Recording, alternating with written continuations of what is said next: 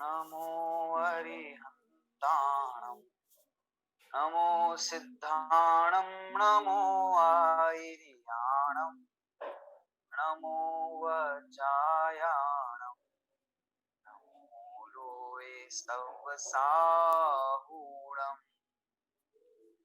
मोक्षमार्गस्य नेतारं कर्म भूभृतां ज्ञातारं विश्वतत्त्वानां वन्दे तद्गुणलब्धये। यह तत्वार्थ सूत्र नाम का महाग्रंथ है, जिसके तीसरे अधिकार के ऊपर हमारी चर्चा चल रही है। तीसरे और चौथे अधिकार में आचार्य भगवान ने तीन लोक की रचना बताई है और उसमें जीवों का अवस्थान कहाँ कहाँ और कैसे कैसे है ये बताया है। क्योंकि जीव तत्व की चर्चा है तो जीवों की स्थिति और उनका रहने का स्थान, इस विषय में चर्चा यहाँ की जा रही है। तीसरे अध्याय में अधोलोक और मध्य लोक का वर्णन किया गया है। जैसा कि कल हमने तीन लोक का नक्शा देखा था और सामान्य रूप से जानने का प्रयास किया कि ये तीन लोक क्या है, हम और आप कहाँ रहते हैं, देव नारकी स्वर्ग नरक ये सब कहाँ हैं और किस प्रकार से इस तीन लोक की रचना होती है।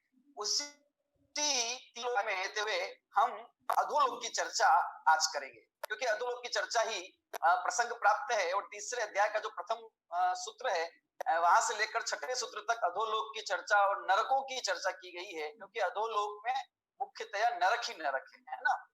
नरकों की चर्चा और नरक गति की चर्चा हमें अधोलोक के अंतर्गत मुख्य रूप से करनी है। तो ये चलते हैं हम तीन लोक के नक्शे की तरफ और समझते हैं अधोलोक का और तीन लोक का स्वरूप। सभी लोग अपनी अपनी पुस्तकों में भी जो वो नक्शा है तीन लोक का उसको निकाल के रखें।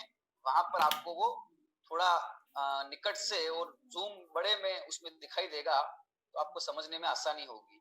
और जिनके पास पुस्तक नहीं है, नक्शा नहीं है, तो वो स्क्रीन पर देख ही सकते हैं कि ये तीन लोक का नक्शा हमारे सामने आ गया है। कल इस तीन लोक के बारे में हमने कुछ चर्चा की थी।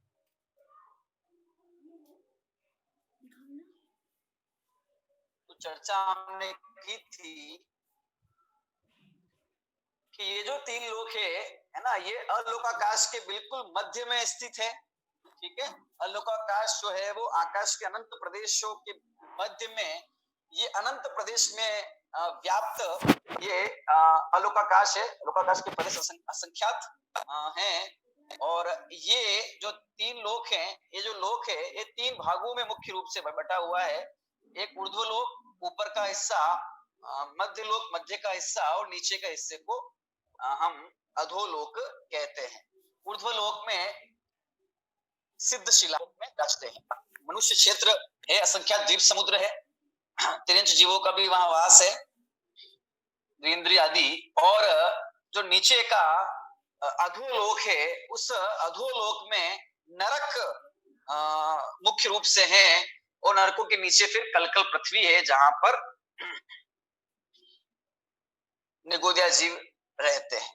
इसी तीन लोक के बिल्कुल मध्य में एक त्रस नाली है, जिसे त्रस नाली या त्रस नाड़ी भी कहा जाता है। ठीक है ना। इसे त्रस नाड़ी इसलिए कहते हैं क्योंकि इसमें त्रस जीव रहते हैं। ठीक है। और इसी त्रस नाड़ी के अंदर नरकों के बिल हैं और स्वर्गों की रचना है। असंख्यात द्वीप समुद्र सभी इस त्रस नाड़ी के अंदर ही विद्यमान है। इस त्रस नाड़ी के आगे पीछे और अगल बगल में सर्वत्र ही जो है एकेंद्रीय जीव ठसाठस भरे हुए हैं। ठीक है, सर्वत्र लोक में।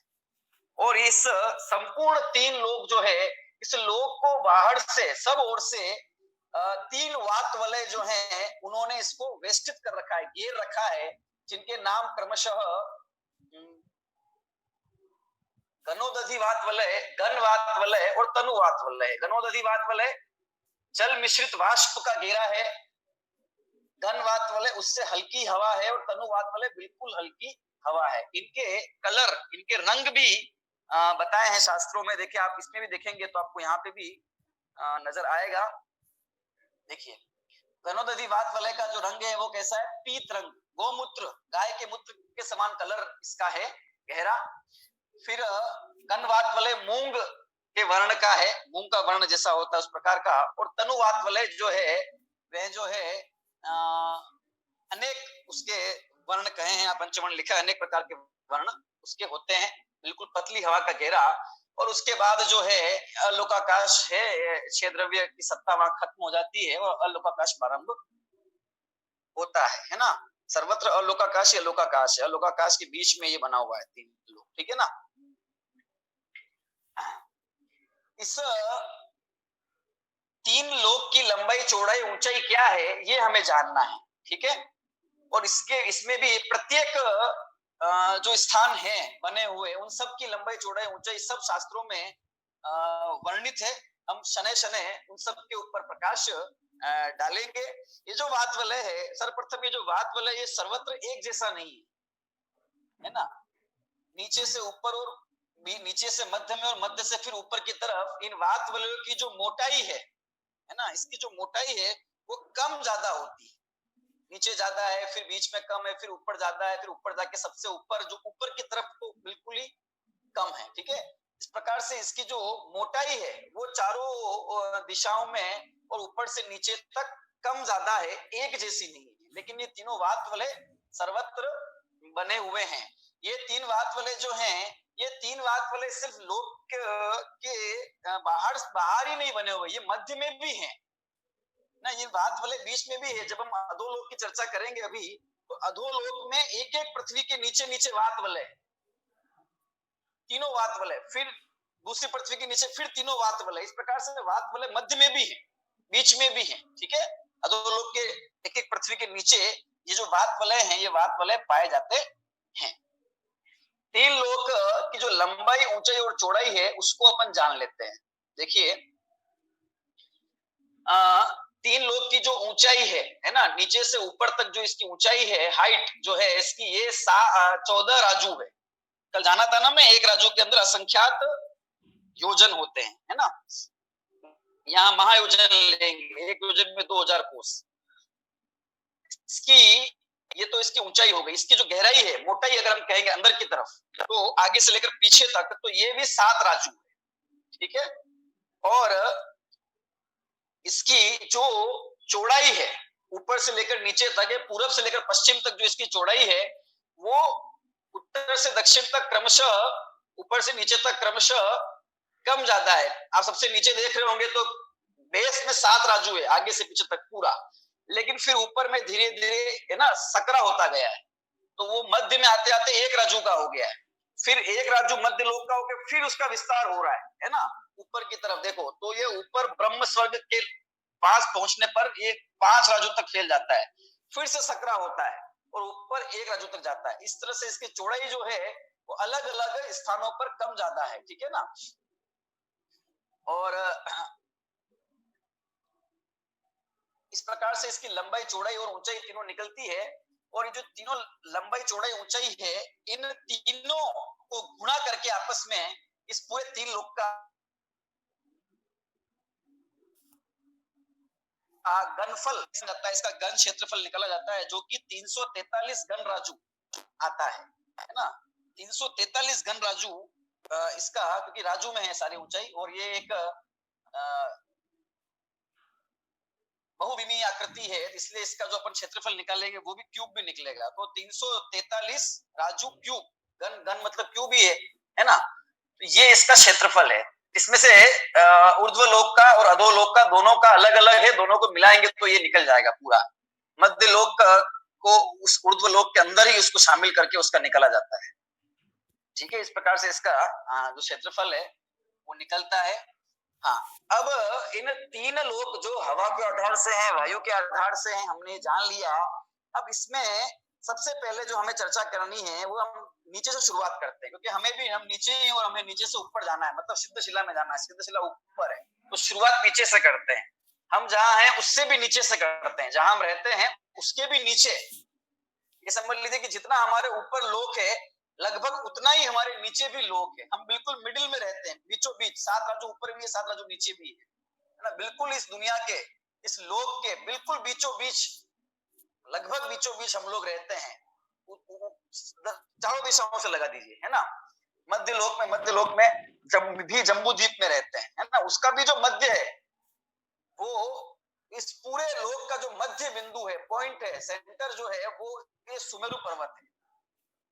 ये सुमेरु पर्वत जो है पूरे लोक का सेंटर है, ठीक है, सबसे बीचों बीच में है ये सुमेरु पर्वत के भी फिर नीचे इसकी जड़ है 1000 योजन की। वहां भी जो 8 प्रदेश हैं वो सबसे मध्य के प्रदेश माने गए हैं लोक के। पर हम सामान्य रूप से सुमेरु पर्वत को इसके मध्यवर्ती कह सकते हैं, ठीक है ना। ये जो 3 लोक का विभाग किया है, ये 3 लोक का विभाग किसके आधार से किया? कहां से हम माने कि भाई ऊर्ध्व लोक है, कहां से हम माने कि ये अधो लोक है, और कहां तक हम ये माने कि ये मध्य लोक है? ऐसा हम कहां माने? इसका आधार क्या है? ऐसा कौन सा पॉइंट है कि जिसके ऊपर के हिस्से को ऊर्ध्व लोक कहें, जिसके नीचे के हिस्से को हम अधो लोक कहें, और वो जो जितना एरिया है उसको मध्य लोक कहें? तो इसका विभाग का जो आधार है ये सुमेरु पर्वत है। ये जो सुमेरु पर्वत है जो लोक के बिल्कुल मिडिल में बीचों बीच है, देखो आपको ये दिख रहा होगा, सुमेरु लिखा हुआ है ना, सुमेरु। हाँ, ये बिल्कुल लोक के बीचों बीच है, ये है ना।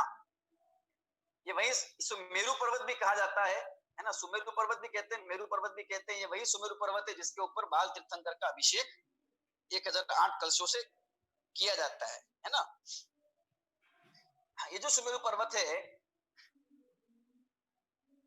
इसकी जो ऊंचाई है वो इसकी ऊंचाई है कुल नीचे से ऊपर, जड़ से लेकर और चूलिका तक जो इसकी ऊंचाई है वो है 1,40,000 योजन। 1,40,000 योजन इसकी ऊंचाई है। इसमें से 1000 योजन ये जड़ में, ये धरती के अंदर है, अंदर की तरफ गहराई में है, ठीक है ना। चित्रा पृथ्वी सबसे ऊपर वाली है, अभी हम करेंगे पृथ्वी की चर्चा वहां पर। उसके अंदर 1000 योजन इसकी नींव है और 99,000 योजन ऊपर ये है, और उसके ऊपर 40 योजन की इसकी चूलिका है। चूलिका मतलब इसका शिखर है, ठीक है ना, 40 योजन का। इस प्रकार से 1,40,000 योजन ऊंचाई वाला ये जो जम्बू द्वीप के बिल्कुल मिडिल में, मध्य में ये सुमेरु पर्वत है। तो ये सुमेरु पर्वत की चूलिका के ऊपर, ऊर्ध्व मतलब ऊपर, ऊर्ध्व मतलब क्या हुआ? ऊपर। तो किसके ऊपर के? सुमेरु पर्वत के ऊपर का जो हिस्सा है, ऊपर तक, लोक के अंत तक, ये सारा का सारा ऊर्ध्व लोक है। आड़े बाल की दूरी के पर जो है पहला जो स्वर्ग है उसका पहला पटल शुरू हो जाता है ना, सुमेरु पर्वत से। तो ऊपर सारा जो है ऊर्ध्व लोक है। ऊपर, ऊर्ध्व मतलब ऊपर, तो किसके ऊपर के? सुमेरु पर्वत के ऊपर सारा ऊर्ध्व लोक है। और इसकी जो जड़ है 1000 योजन की जड़, इस 1000 योजन की जो जड़, उस जड़ के नीचे, अधा मतलब होता है नीचे, तो किसके नीचे? के सुमेरु पर्वत के नीचे का जो हिस्सा है, कहां तक? के लोक के अंत तक, वो सारा का सारा अधोलोक कहलाता है।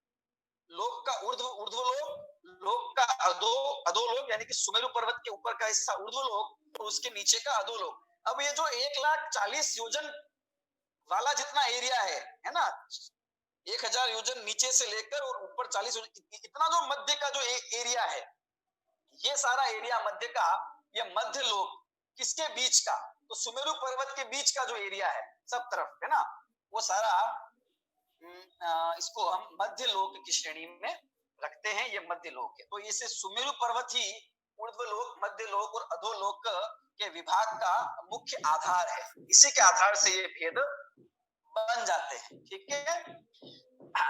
अब हम चर्चा करेंगे नीचे अधोलोक की, क्योंकि हमें अधोलोक से शुरुआत करके फिर, और अनादिकाल से ये जीव वैसे तो सब जगह भटकता रहता है, नरकादि में और सर्वत्र, और अधोलोक हमें ऊपर की तरफ जाना है तो सबसे पहले हम नीचे से शुरुआत करेंगे, ठीक है। अधोलोक से अपन शुरुआत करते हैं। सुमेरु पर्वत के, ना, सुमेरु पर्वत 1,40,000 योजन, जिसमें से 1000 योजन इसकी गहरी नींव है। उस नींव के नीचे का जो हिस्सा है वो अधोलोक है। ये जो अधोलोक है, अधोलोक को सामान्यतः हम नरक भी कहते हैं, लेकिन अधोलोक और नरक में अंतर है ना। अधोलोक बहुत विस्तृत है, नरक उसमें छोटे हैं, उससे कुछ कम है। ये जो अधोलोक है, इस अधोलोक के अंदर 7 पृथ्वियां हैं। कितनी पृथ्वियां हैं? 7। इस पूरे लोक में कुल मिलाकर 8 पृथ्वियां हैं। टोटल इस लोक में 8 पृथ्वियां हैं। पृथ्वी किसको बोलते हैं? पृथन गुण वाली जो वस्तु है, पुद्गलों के स्कंद है, उसे पृथ्वी कहते हैं। मतलब विस्तार विस्तीर्ण गुण वाली जो पुद्गल स्कंद की रचना है वही पृथ्वी है। तो इसका जो विस्तार है, वो विस्तार कितना होता है कि लोक के शुरू से लेकर लोक के अंत तक इसका विस्तार होता है ना। उत्तर से दक्षिण और पूरब से पश्चिम, ऊपर नीचे की बात नहीं कर रहे हैं, उत्तर से दक्षिण, पूरब से पश्चिम, है ना। ये क्या होती है, ये शुरू से लेकर एंड तक, जहां जिस जगह जितना लोक का विस्तार है उतना वात वलयों को छोड़कर ये पृथ्वी पर ऊर्ध्व लोक में है। इसे आठवीं पृथ्वी भी कहते हैं। अष्टम भू छिन्नमाही अष्टम भू वसे, आता है ना ऐसा छड़ला में, छिन्नमाही अष्टम भू वसे। एक क्षण में वे आठवीं पृथ्वी में चले जाते हैं। उसकी बात नहीं करेंगे, अभी हम 7 पृथ्वियों की बात करते हैं। ये जो पृथ्वियां हैं, अधोलोक में 7 पृथ्वियां हैं, ठीक है। इन 7 पृथ्वियों को ही 7 नरक पृथ्वियां भी कहा जाता है। इन्हीं पृथ्वियों को 7 नरक भूमियां भी कहा जाता है, ठीक है। लेकिन ऐसा नहीं है कि इन भूमि में सर्वत्र ही नरक है। ये भूमि तो बहुत विस्तार वाली है। नरक जो है इसके सेंटर में, मध्य में स्थित है। बात को समझना गहरे से। जब हम 7 नरक पृथ्वियां कहते हैं तो 7 नरक पृथ्वियां का कहने का मतलब, नरक तो त्रस नाड़ी के अंदर ही है, लेकिन नरक पृथ्वियां जो है वो त्रस नाड़ी में ही नहीं है, वो तो पूरे 3 लोक में फैली हुई है, आगे से लेकर पीछे तक, ठीक है। उत्तर से दक्षिण और पूरब से पश्चिम तक पूरे में फैली हुई है। पहले शुरुआत से लेकर और ठेठ पीछे तक, और पूरब से लेकर पूरे पश्चिम तक पूरे में फैली हुई है पृथ्वी। ये बात समझना है ना। तो हाँ, लेकिन उन पृथ्वियों के अंदर नरक जो है वो एक लिमिटेड एरिया में अंदर है, जो कि त्रस नाड़ी के अंदर पाया जाता है, ठीक है। तो जब नरक पृथ्वियां हम कहेंगे, नरक पृथ्वियां जब हम कहेंगे, उन पृथ्वियों को नरक पृथ्वियां इसलिए कहा जाता है क्योंकि उन पृथ्वियों के अंदर नरकों के बिल पाए जाते हैं। वो जो नरक के बिल है उन पृथ्वियों में ही पाए जाते हैं, है ना। उन भूमियों के आधार से ही पाए जाते हैं, इसलिए उन पृथ्वियों को नरक पृथ्वियां भी कहा। लेकिन वो पृथ्वी पूरी नरक है ऐसा नहीं है, उन पृथ्वियों के मध्य में नरक है। इतना हमको जानना है, वो मध्य वाला एरिया कौन सा है कि जहां पर त्रस नाड़ी है। क्योंकि त्रस जीव, बाकी सारे त्रस है ना, 5 इंद्रिय संगी पंचेंद्रिय है, तो ये तो त्रस के बाहर होंगे नहीं, फिर नरक भी वहीं पर होने चाहिए। पूरी पृथ्वी पर नहीं हो सकती, ठीक है। इतना क्लियर हो गया। अब हम शुरुआत करते हैं पहली पृथ्वी से। अधोलोक हमने जान ही लिया, सुमेरु पर्वत की जो जड़ है उसके नीचे से है। अब शुरुआत करते हैं पहली पृथ्वी। देखो पहली पृथ्वी 7 राज्यों अपन को लेना है, 7 राज्यों है ऊपर से लेकर नीचे तक, ठीक है ना। मध्य लोक का जो जितना है वो ऊर्ध्व लोक के अंदर उसको काउंट कर लेते हैं। तो अपन 7 राज्यों की शुरुआत करते हैं। देखिए पहली पृथ्वी से लेकर 7वीं पृथ्वी के नाम और वो कैसे अवस्थित हैं, ये सूत्र तत्वार सूत्र के 3रे अध्याय के पहले सूत्र में बताया गया है। तो आइए अपन सबसे पहले पहले सूत्र का पाठ कर लेते हैं और फिर वापस इस तरफ चलते हैं, ठीक है ना। आइए, कुछ ये अधोलोक का वर्णन दिया हुआ है, अपन ये भी पढ़ लेते हैं थोड़ा सा, फिर अपन सूत्र पढ़ेंगे, अपन को आसानी होगी। देखिए अधोलोक,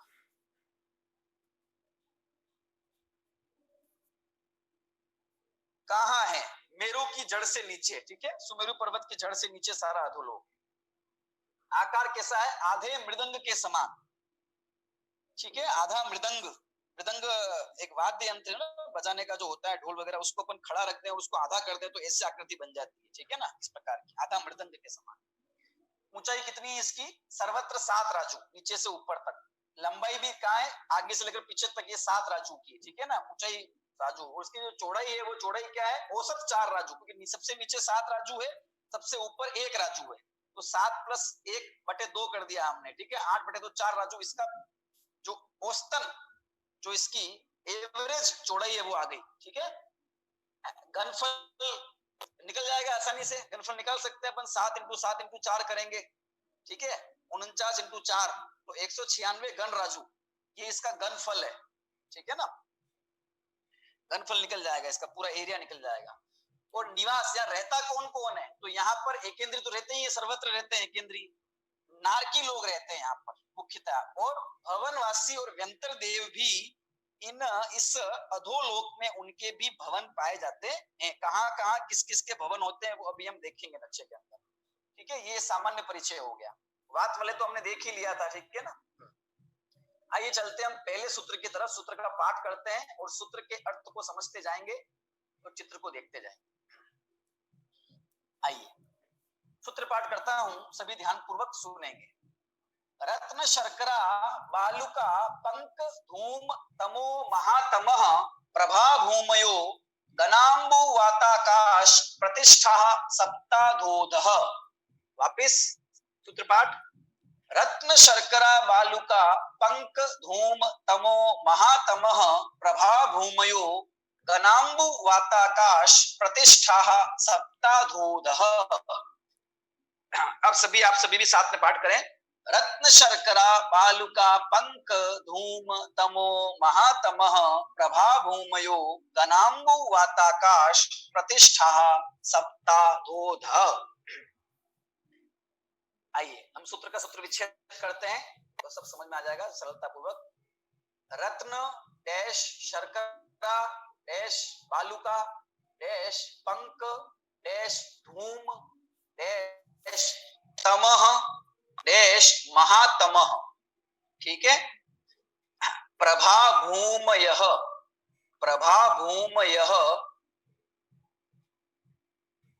गणाम्बु डैश वात डैश आकाश डैश प्रतिष्ठाः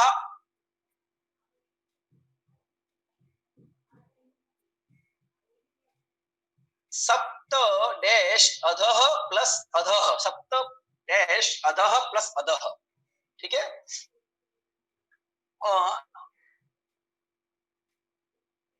7 भूमियों के नाम दिए हुए हैं यहाँ पर। हमने जिनकी पृथ्वियों की चर्चा कर रहे हैं अपन, 7 पृथ्वियां हैं अधोलोक में, उन 7 पृथ्वियों के नाम दिए हुए। देखो यहाँ पर रत्न प्रभा पहले का नाम है।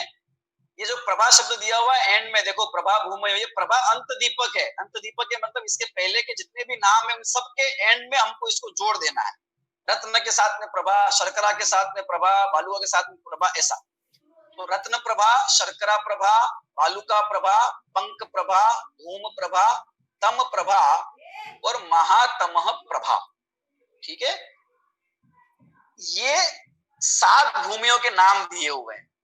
रत्न प्रभा, शर्करा प्रभा, बालुका प्रभा, पंक प्रभा, धूम प्रभा, तमः प्रभा और महातमः प्रभा। इन्हें ही 7 नरक भूमियां या 7 नरक पृथ्वियां भी इन्हें कहा जाता है। ठीक है। इनके नाम ये क्यों हैं इसको भी अपन देखेंगे। प्रभा भूमियां, ये 7 भूमियां गणाम्बु वाताकाश, ठीक है, ये किसके सहारे स्थित हैं? गणाम्बु वात और आकाश के सहारे स्थित है। प्रतिष्ठा मतलब प्रतिष्ठित है। गणाम्बु वात और आकाश के सहारे प्रतिष्ठित है। गणाम्बु मतलब ये जो गणोदधि वात वलय, ठीक है, गण वात वलय और तनु वात वलय, ये सब इसमें ग्रहण कर लेना है अपन को। ठीक है। तीनों वात वलय इनके सहारे स्थित है। और ये जो वात वलय है ये किसके सहारे स्थित है? कि ये आकाश के सहारे स्थित है। और आकाश किसके सहारे स्थित है? कि आकाश स्वयं के सहारे पर स्थित। ठीक है ना। तो ये 7 भूमियां 3 वात वलयों के आधार पर अवस्थित है। और ये तीनों वात वलय आकाश के आधार पर अवस्थित है। ये भूमियां कितनी है? 7 है ये भूमियां। यहाँ पे 7 संख्या दे दी गई है। 7 संख्या इसलिए दे दी गई कि कोई अधोलोक में 8 भूमि मानते हो, 9 मानते हो, 6 मानते हो, 5 मानते हो, तो उस सब का निराकरण करके 7 ही होती है अधोलोक की भूमियां। ये निश्चय करा लिया गया। इससे ज्यादा भी नहीं, इससे कम भी नहीं। ठीक है। और अधः अधः मतलब नीचे नीचे, ये सब क्रम से नीचे नीचे है ना। मध्य लोक की बस्तियां कैसी है? तिर्यक लोक कहते हैं मध्य लोक को। इधर किसे आसपास पास सारा बसा हुआ है। ठीक है ना। तिरछे में बसा हुआ है सारा। ये सब ऊपर नीचे है ना। पहले नरक के पास में दूसरा नरक नहीं है, पहले नरक के नीचे दूसरा नरक, पहली पृथ्वी के नीचे दूसरी, फिर उसके नीचे तीसरी, ऐसे ऐसे जो है ये क्रम से नीचे नीचे है, सटे हुए आसपास नहीं है। ठीक है। और नीचे नीचे भी है तो नीचे नीचे में भी बहुत गैप है।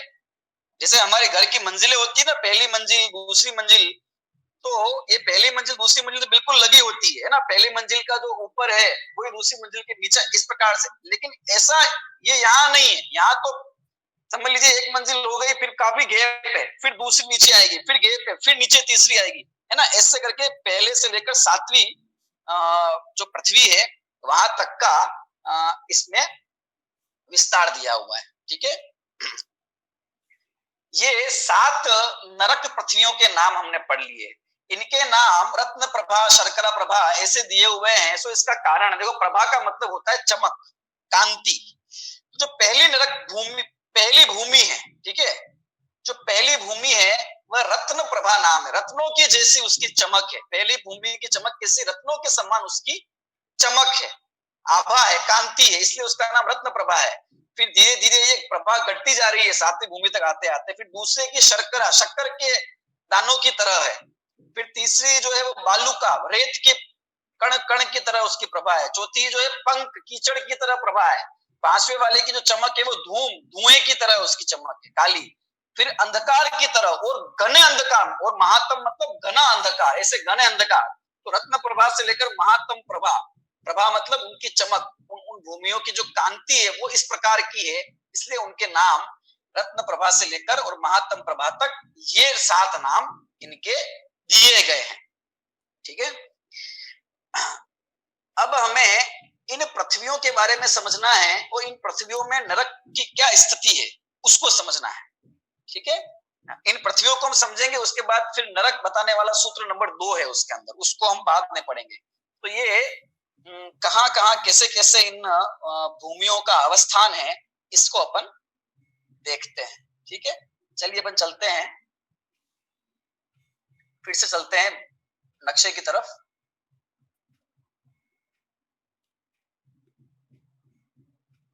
देखो, सबसे पहली जो भूमि है,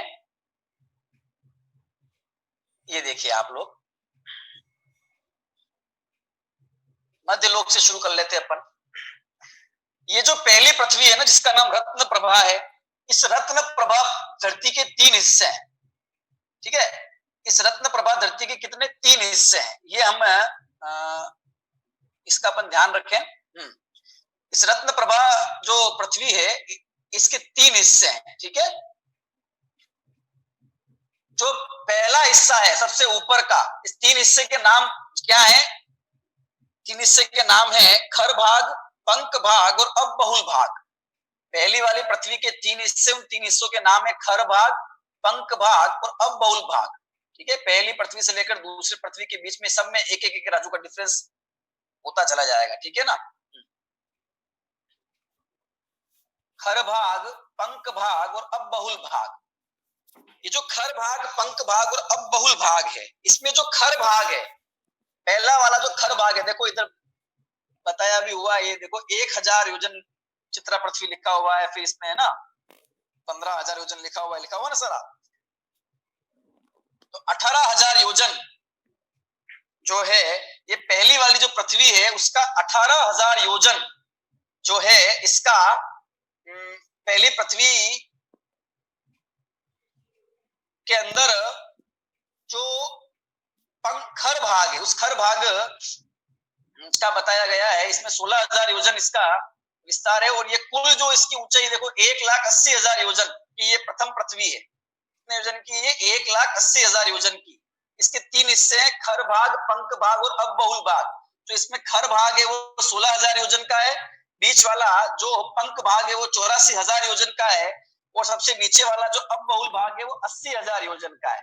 अभी अपन बात करेंगे सबसे बीच वाले की, चित्रा पृथ्वी जो लिखा हुआ है जहां पर, वहां देखो खर भाग की, इस खर भाग के 16 हिस्से हैं। इस भर खर भाग की में भी 16 पृथ्वियां हैं। रत्न प्रभा भूमि, उसके 3 हिस्से, खर पंख अबहुल, इस खर भाग के भी 16 हिस्से हैं। ठीक है, उसमें जो सबसे ऊपर वो ये 16 ही 1,000 योजन वाले हैं। इन 16 का ही जो मोटाई है वो 1,000 योजन, ऐसे करके 16,000 योजन इसकी मोटाई हो गई। किसकी? खर भाग की, है ना, 16,000 योजन मोटाई है इसकी। इसमें जो पहला जो हिस्सा है, इसका पहला पट्टल जो है पंखर भाग का, उसका नाम चित्रा पृथ्वी है। क्या नाम है उसका? चित्रा पृथ्वी।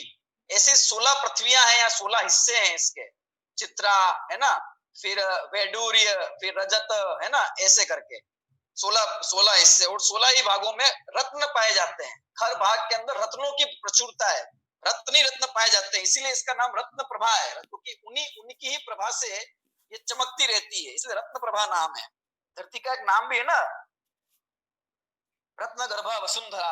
ये जो भूमि है वो, इसके गर्भ में रत्न रत्न ही रत्न, ऐसा कहा भी जाता है, लोक से आती उक्ति तो इसका ये इसका मूल है ना। इसमें पहली चित्रा पृथ्वी है। चित्रा पृथ्वी के ऊपर के हिस्से पर हम और आप सब लोग रहते हैं। हम और आप जो सारा मध्य लोक की जितनी रचना है, असंख्यात द्वीप और समुद्र बने हुए हैं, ये सब चित्रा पृथ्वी के ऊपर के हिस्से पर बने हुए हैं। और चित्रा पृथ्वी कहां तक है कि 1000 योजन इसकी गहराई, यानी कि मेरु सुमेरु पर्वत की जो जड़ जहां तक है वहां तक ये चित्रा पृथ्वी है। उसके नीचे के सारा हिस्सा जो है वो फिर अधोलोक के अंदर अपन काउंट करते हैं। ठीक है, ये हो गया 1000 योजन। ठीक है, चित्रा पृथ्वी हो गई जहां पर हम सब लोग रहते हैं, ये चित्रा पृथ्वी हो गई। इसके नीचे फिर 15 हिस्से 1000 योजन की ओर है, तो ये 16000 योजन हो गया। ये खर भाग है। ठीक है ना। इस खर भाग के नीचे पंख भाग है। इस खर भाग के नीचे पंख भाग है। पंख भाग मोटा, सबसे मोटा 84,000 योजन। देखो लिखा हुआ है ना, भाग 84,000 योजन। ये 84,000 योजन का है। इस खर भाग, इससे जो खर भाग है ना, खर भाग के सबसे ऊपर चित्रा पृथ्वी थी। इस चित्रा पृथ्वी पे तो हम और आप और सब ये मध्य लोक सारा पाया जाता है। इसके अंदर 1000 योजन नीचे जाकर, और 16,000 योजन का है ना, तो 1000 योजन नीचे, और नीचे से 1000 योजन छोड़कर 1000 योजन ऊपर का छोड़ दो, सुमेरु पर्वत की जड़ तक वो हिस्सा छोड़ दो, और इसके नीचे का भी 1000 योजन छोड़ दो। 16,000 में से जो बीच का 14,000 योजन बचा, इस 14,000 योजन के अंदर क्या है कि वहां पर भवनवासी और व्यंतर देवों के निवास स्थान है। देव 4 प्रकार के है ना, देवा चतुर्णी काया, 4 प्रकार के देव हैं। वैमानिक तो ऊपर रहते हैं, है ना, और जो ज्योतिषी जो ये मध्य लोक में ये सब सूरज चांद तारे, यहाँ पे सारा इनका निवास। और जो भवनवासी और व्यंतर मध्य लोक में भी रहते हैं बहुत जगह, पर इनका जो निवास स्थान बताए हैं भवनवासियों के और व्यंतरों के, देखो कहाँ है, इनके भवन कहाँ बने हुए हैं। ये इस चित्रा पृथ्वी के अंदर 1000 योजन, चित्रा पृथ्वी के अंदर नहीं, पंख भाग के अंदर, खर भाग के अंदर 1000 योजन ऊपर का छोड़ के, 1000 योजन नीचे का छोड़ के, जो बीच का 14,000 योजन है, इसमें इन भवनवासियों के और इन व्यंतरवासियों के भवन पाए जाते हैं। भवनवासियों के, व्यंतरवासियों के भवन पाए जाते हैं। लेकिन ये कहाँ पाए जाते हैं? ये 2.5 द्वीप से ठीक नीचे नहीं पाए जाते। जहां पे मनुष्य क्षेत्र जितना है उनके ऊपर का एरिया 2.5 द्वीप, उसके नीचे जस्ट नहीं है, उसके नीचे का हिस्सा छोड़कर बाकी जो संख्या द्वीप समुद्र का विस्तार है उस तरफ बने हुए हैं सारे भवन, है ना, ठीक उसके नीचे नहीं पाए जाते। इतना और विशेष हम ध्यान रखेंगे। उसमें देखो भवनवासी और व्यंतर, एक प्रकार के भवनवासी और एक प्रकार के व्यंतर, इनको छोड़ दीजिए। बाकी जितने प्रकार के भवनवासियों के भवन है और व्यंतरवासियों के भवन है, वो सब इन 14,000 योजन जो है ना, खर भाग का, इसके अंदर इनके सब भवन पाए जाते हैं। और इसी में अकृत्रिम चैत्यालय भी हैं। भवनवासियों के भवनों में अकृत्रिम चैत्यालय हैं, जिन्हें अपन अधोलोक के चैत्यालय नमस्कार भी करते हैं। अकृत्रिम चैत्यालय सारे यहाँ बने होंगे। ठीक है, अब दूसरा जो हिस्सा है वो पंख भाग है। पंख भाग, पंख मतलब होता है देखो कीचड़, है ना, खर भाग मतलब ठोस हिस्सा है वो। पंख भाग कीचड़ की बहुलता है। अब बहुल मतलब क्या होता है? अब मतलब होता है जल, जहां जल की तरलता की मुख्यता है, अब बहुल, हाँ, वो अब बहुल भाग कहा जाता है। नमी ज्यादा है वहां पर। देखिए, तो दूसरा पंख भाग है। इस पंख भाग के अंदर भी भवनवासियों और व्यंतरों के निवास स्थान, इसमें भी है व्यंतर भवनवासी, लेकिन ये सब त्रस नाड़ी के अंदर ही होगा। इतना ध्यान रखना, पढ़ अपन आगे से रहे हैं, लेकिन ये ध्यान रखना ये त्रस नाड़ी के अंदर ही होगा सारा काम। ठीक है, क्योंकि ये सब अंदर ही रहते हैं, बाहर तो एक केंद्रीय है खाली, लेकिन पृथ्वी तो पूरी की पूरी है, नाम पूरी पृथ्वी का है, ये हम ध्यान रखें। अब बहुल भाग जो है ये 80,000 योजन का है।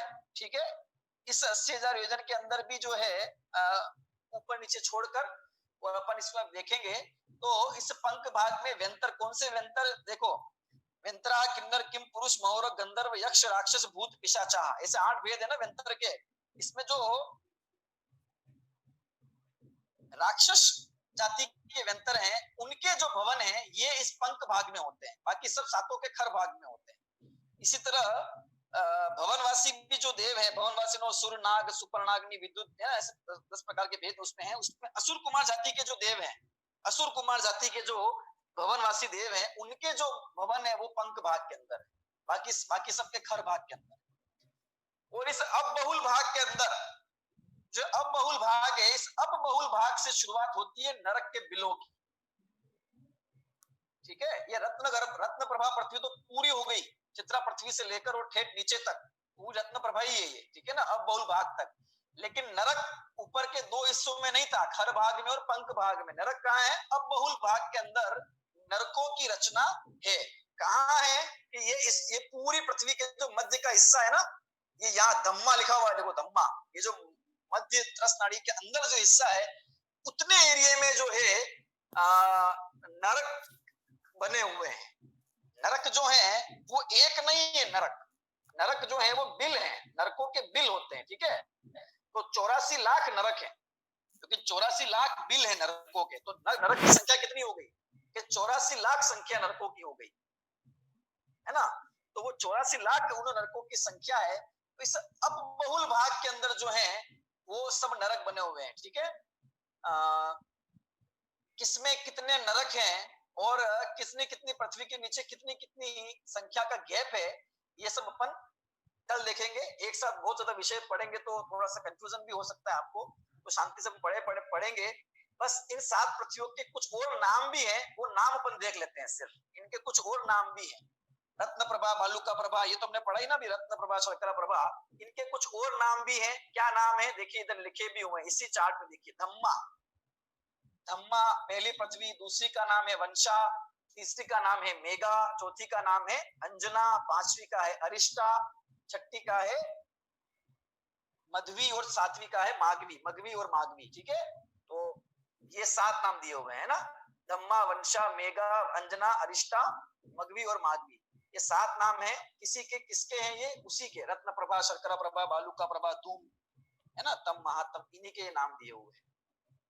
तो ये 7 नरक भूमियां हैं। इन 7 नरक भूमियों के बारे में हमने भी जाना। ये भूमियां, इसमें से पहली भूमि जो है रत्न प्रभा, उसके 3 हिस्से हमने जाने। कहाँ भवनवासी, विंतरवासी रहते हैं, और नरक कहाँ है? नरक अब बहुल भाग के अंदर नरकों की रचना है। नरक के बिल बने हुए हैं। बिल कैसे बने हुए हैं, कितने हैं, उनकी गहराई कितनी है, उनका डायमीटर व्यास कितना है, और उन नरक के बिलों में क्या क्या कैसे कैसे होता है, और नारकी वहां किस किस प्रकार के दुखों को भोगते हैं, कैसे वहां पैदा होते हैं, वो सारी चीजें भी हमारे यहाँ शास्त्र में वर्णित है। उसको अपन आगामी कक्षा में जानेंगे, है ना। इतना हमने पढ़ा है, तो इस नक्शे के माध्यम से ही हम सब समझ रहे हैं। उसको आप ध्यान से देखते जाए और समझते जाए, ठीक है।